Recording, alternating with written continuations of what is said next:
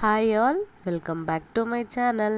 ಮತ್ತು ಇಲ್ಲಿ ನಿಂತಿದ್ದಾರಲ್ಲ ಇವರಿಬ್ಬರು ಹೊಸ ಮದುವೆ ಹೆಣ್ಣು ಮದುವೆ ಗಂಡು, ಹೊಸ್ದಾಗಿ ಮದುವೆ ಆಗಿರೋದು ಇವರು. ಮೈಸೂರಿಗೆ ಬಂದಿದ್ದರು, ಅಂದರೆ ಅವ್ರದ್ದು ಕೋಣನೂರು. ಅಲ್ಲಿಂದ ಇಲ್ಲೇನೋ ಕೆಲಸ ಇತ್ತು ಅಂತ ಬಂದಿದ್ರು, ಹಾಗೆ ಮನೆಗೆ ಬಂದಿದ್ರು. ರಿಲೇಟಿವ್ಸೇ ಆಗಬೇಕು ಇವರು. ಯಶೋಣ್ಣ ಲಾಸ್ಟ್ ಟೈಮ್ ಒಂದು ಚಾಮುಂಡಿ ಬೆಟ್ಟದ ಹತ್ರ ಪೂಜೆದು ಹಾಕಿದ್ನಲ್ಲ ವೀಡಿಯೋ, ಇವ್ರ ಮನೆ ಪೂಜೆಗೆ ಹೋಗಿದ್ದಿದ್ದು. ಇದು ನಂದಿನಿ. ಅವ್ರು ಸ್ವಲ್ಪ ನಾಚ್ಕತ್ತಿದ್ರು, ಇನ್ನೂ ಹೊಸ್ದಲ್ಲ. ಸರಿ ಹಾಗೆ ಬಂದಿದ್ರಲ್ಲ, ಕ್ಯಾರೆಸ್ಗೆ ಹೋಗೋಣ ಅಂತ ಹಾಗೆ ಮಾತಾಡಿಕೊಂಡು ಸಂಜೆ ಇದು ಒಂದು 5 ಗಂಟೆ ಹತ್ತತ್ರ ಆಗಿತ್ತು. ಕ್ಯಾರೆಸ್ ಕಡೆ ಹೊರಟು. ಇದು ಸ್ಲೋ ಮೋಷನ್ ವೀಡಿಯೋ ಎಲ್ಲ ಅವ್ರ ಅಣ್ಣ ಮಾಡಿರೋದು, ಯಶು ಅಣ್ಣ. ಹಾಗೆ ಕ್ಯಾರೆಸ್ ಒಳಗೆ ಎಂಟ್ರಿಯಾಗಿ ಟಿಕೆಟ್ ಎಲ್ಲ ತೊಗೊಂಡು, ಕಾಫಿ ಕುಡ್ದಿರಲಿಲ್ಲ ನಾವು. ಕಾಫಿ ಕುಡಿದ್ಬಿಟ್ಟು ಹಾಗೆ ಪಾಪ್ಕಾರ್ನ್ ಎಲ್ಲ ಇತ್ತ, ಪಾಪ್ಕಾರ್ನ್ ಎಲ್ಲ ತೊಗೊಂಡು ಅಲ್ಲೊಂದು ಸ್ವಲ್ಪ ಹೊತ್ತಿದ್ದು. ಎಲ್ಲ ಸುತ್ತಾಡೋಕ್ಕಂತಲೇ ಬಂದಿದ್ದು. ಮೈಸೂರು ಬಂದಮೇಲೆ ಕ್ಯಾರೆಸ್ಗೂ ಎಲ್ಲ ನೋಡದೇ ಇದ್ದರೆ ಆಗುತ್ತಾ? ಹಾಗಾಗಿ ಅವ್ರನ್ನ ಕರ್ಕೊಂಡು ಹೋಗಿದ್ದು ನಾವು. ಅವ್ರು ಹೋಗೋಣ ಅಂತ ಹೇಳಿದ್ರು ಅಣ್ಣ ಫಸ್ಟೇ. ಬೋಟಲ್ಲಿ ಹತ್ತಿದ್ದು ಸುಮ್ಮನೆ ಅಲ್ಲಿಂದ ಆ ಕಡೆ ಆಚೆ ಕರ್ಕೊಂಡೋಗಿ ಡ್ರಾಪ್ ಮಾತ್ರ ನಾವು. ಪಿಕಪ್ ಇರಲಿಲ್ಲ, ಬರೀ ಹೋಗಿ ಇಳಿಯೋಕ್ಕೆ ಮಾತ್ರ ಟಿಕೆಟ್ ತೊಗೊಂಡು ಹತ್ತಿ ಹೋದೋ. ಮತ್ತು ಈ ಕಡೆ ಬರ್ತಿದ್ದಂಗೆ ಸ್ವಲ್ಪ ಹೊತ್ತು ಕೂತ್ಕೊಂಡು ಮಾತಾಡ್ದು. ಇನ್ನೂ ಬೆಳಕೆಲ್ಲ ಇತ್ತು. ಮಾತಾಡಿಕೊಂಡು ಎದ್ದು ಅದು ವಾಟ್ರದ್ದು ಡ್ಯಾನ್ಸ್ದು ಇದ್ದಿದ್ದೆಲ್ಲ ಮ್ಯೂಸಿಕಲ್ದು ಅದು ಬರುತ್ತೆ ಅಂತ. ಅಷ್ಟೊತ್ತಿಗೆ ಇಲ್ಲಿ ಚುರುಮುರಿ ಬಜ್ಜಿ ಎಲ್ಲ ಆಯ್ತಾ, ಸರಿ ತಿನ್ನೋಣ ಅಂತ ಕೂತಿದ್ವಿ.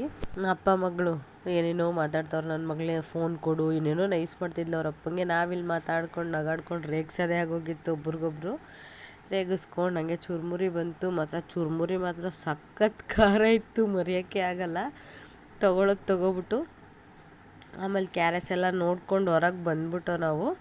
ಅದಾದಮೇಲೆ ಬರ್ತಾ ಚಾಮುಂಡಿ ಬೆಟ್ಟಕ್ಕೆ ಹೋಗೋಣ ಅಂತ ಅಂದ್ಕೊಂಡು ಹೊರಟು ಚಾಮುಂಡಿ ಬೆಟ್ಟದ ಕಡೆ. ಅಲ್ಲಿ ಚಾಮುಂಡಿ ಬೆಟ್ಟದ ಹತ್ರ ಇದು ಫುಡ್ ಕೋರ್ಟ್ ಇದೆಯಲ್ಲ, ಆ ಕಡೆ ಫಸ್ಟ್ ತಿಂದ್ಬಿಟ್ಟು ಆಮೇಲೆ ಹೋಗೋಣ ಬೆಟ್ಟಕ್ಕೆ. ನೈಟ್ ಔಟ್ ಥರ ಒಳಗೆಲ್ಲ ಏನಿಲ್ಲ, ಸುಮ್ಮನೆ ಹೊರಗಡೆ ನೋಡೋಣ ಅಂದ್ಕೊಂಡು ಹೋದೋ. ಬಟ್ ಟೈಮ್ ಆಗೋಗಿತ್ತು.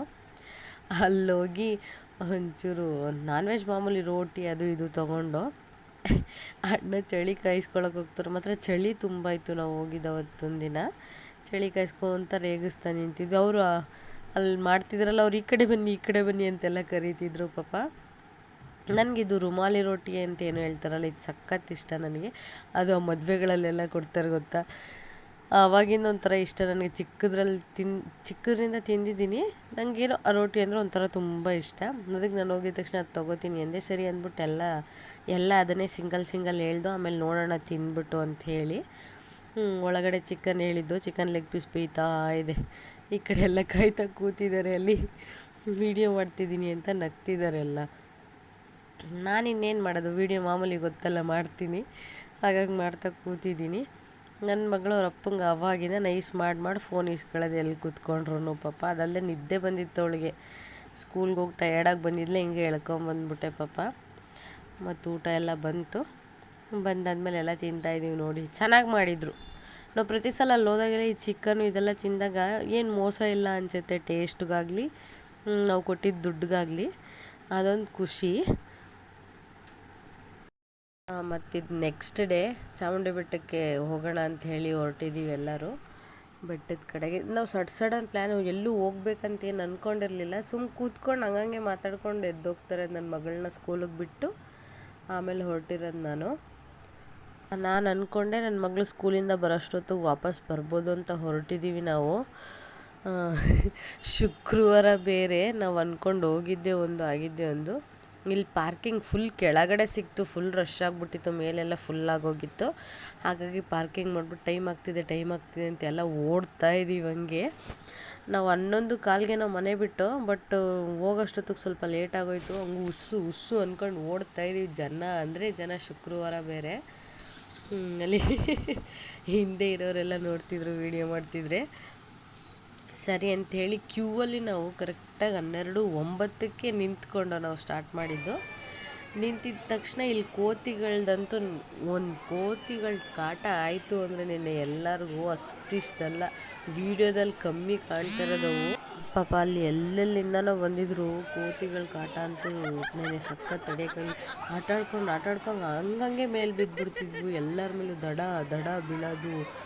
ಯಾರು ಪೂಜೆಗೆ ತಂದಿರೋ ಹೂವೆಲ್ಲ ಕಿತ್ಕೊಳ್ಳೋದು, ಕಾಯಿ ಕಿತ್ಕೊಳ್ಳೋದು, ತಿಂಡಿಗಳು. ಪಾಪ ಕ್ಯೂವಲ್ಲಿ ನಿಲ್ಲಕ್ಕೆ ಯಾರೂ ಗೊತ್ತೇ ಇಲ್ಲ. ಒಟ್ಟಿನಲ್ಲಿ ನೋಡಿ ನನ್ನ ಪರಿಸ್ಥಿತಿ ನೋಡಿ, ಬೇರೆಯವ್ರದ್ದು ಯಾಕೆ, ನನ್ನೇ ನೋಡಿ ಇಲ್ಲಿ ಪೂಜೆ ಸಾಮಾನು ಹಿಡ್ಕೊಂಡು ಕೂತಿದ್ರೆ ಬಂದು ತಾವ್ರೆ ಹೋಗಿ ಎತ್ಕೊಂಡೇ ಬಿಡ್ತು. ನನಗೆ ಭಯನೇ ಆಗೋಯ್ತು. ನಾನು ನೋಡೇ ಇಲ್ಲ ಅದು ನನ್ನ ಪಕ್ಕ ಬಂದು ಕೂತಿರೋದು. ಕಾಲು ನೋವಾಗಿ ಕೂತಿದ್ದೀನಿ ನಾನು.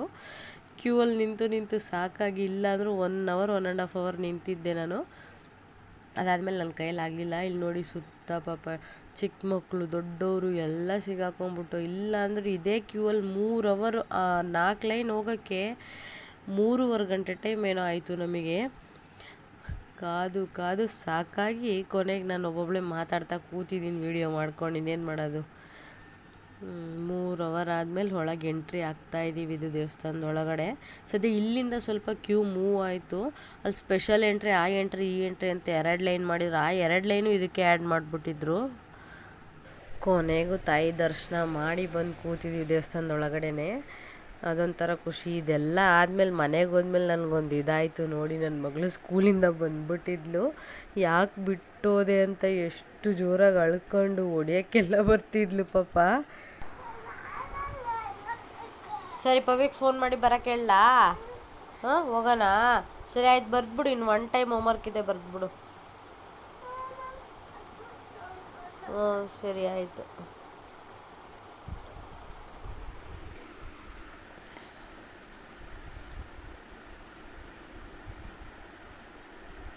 Very good. ಆಯ್ತು, ಅಳ್ಬೇಡ ಮಗಳು. ಪಾಪ ನನ್ನ ಮಗಳು ನೋಡಿ ನನಗೆ ಅಯ್ಯೋ ಅನ್ನಿಸ್ತಿತ್ತು. ಬೇಗ ಬಂದ್ಬಿಡ್ತೀವಿ ಅಂತ ಹೋದೋ, ಬಟ್ ಬರೋಕ್ಕಾಗಲಿಲ್ಲ. ಇಲ್ಲಿ ನೋಡಿ ಕೋಪಿಸ್ಕೊಂಡು ಮನೆ ಬಿಟ್ಟೋಗ್ತೀನಿ ಅಂತ ಬ್ಯಾಗಲ್ಲಿ ಏನೇನೋ ತುಂಬ್ಕೊತವಳೆ, ಸ್ಕೂಲ್ ಬ್ಯಾಗಲ್ಲಿ. ನಾನು ಇರಲ್ಲ, ನೀನು ನನ್ನ ಬಿಟ್ಬಿಟ್ಟು ಹೋಗಿದ್ಯಾ ಅಂತ.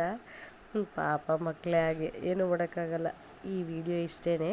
ಮುಂದಿನ ವಿಡಿಯೋಲಿ ಸಿಗ್ತೀನಿ. Thank you all.